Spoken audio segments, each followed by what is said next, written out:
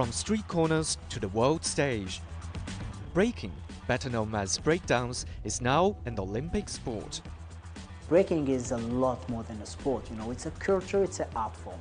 And an activity that is quickly boosting its global footprint. I never doubt of breaking being a major success. This would change something in the breaking history. I've come to Paris to meet Mounir Biba, who played a key role in breaking's Olympic inclusion.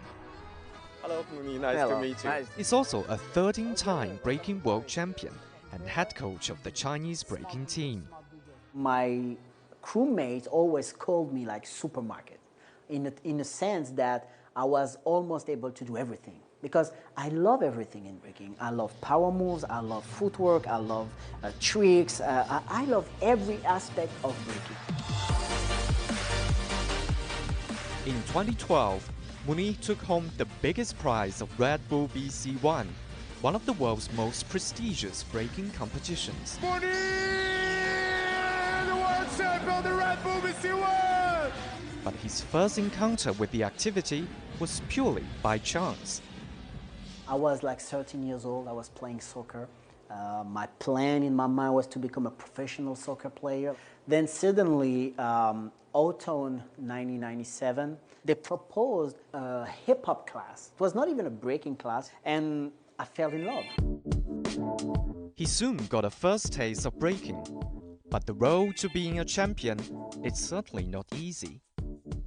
I started to practice 6 hours a day, 7 days a week, like every day, all day, since I was like 16, 17 years old. There were plenty of those times when I started to doubt or get tired or because it's a lot of effort. You need a strong vision, you need to stick with it and keep working hard every day. He also owes his success to the help from people surrounding him. This is you. Yeah. The team spirit, the crew spirit for me is really, really important, Definitely. Yeah, I think it's the collective that push the individual. Breaking was born in New York's Bronx district in the 1970s. At that time, street rivals tried to avoid gun violence and solve disputes by breakdance.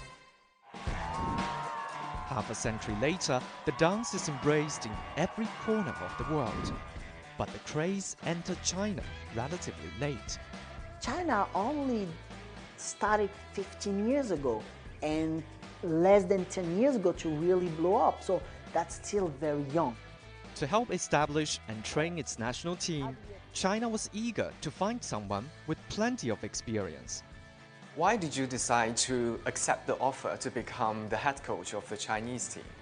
When China came to me, I know the ambition of China. Chinese ambition, is to be the best, to be number one, to stay number one. So my ambition match. I know I have great athletes, full potential, with a lack of experience and knowledge. That's what I'm willing to share with them, I want them to start where I start. From physical training Yes. to mental preparation, the young Chinese team members have quickly made progress with the guidance from their head coach. To be the best, you have to be with the best and you have to beat the best. These young breakers have made a name for themselves on the international stage, including the Hangzhou Asian Games in 2023, when Chinese b-girl Liu Qingyi claimed the historic first ever women's gold medal in breaking.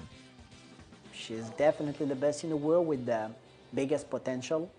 But like I always say, even the best has to prove it, even the best has to show it. She's only focused on her goal, which is progressing. She understands her potential, but she also understands her weaknesses. And that's what makes the difference between good and great. And soon, the Chinese team will make their move to Paris, aiming to win the first ever Olympic breaking medals.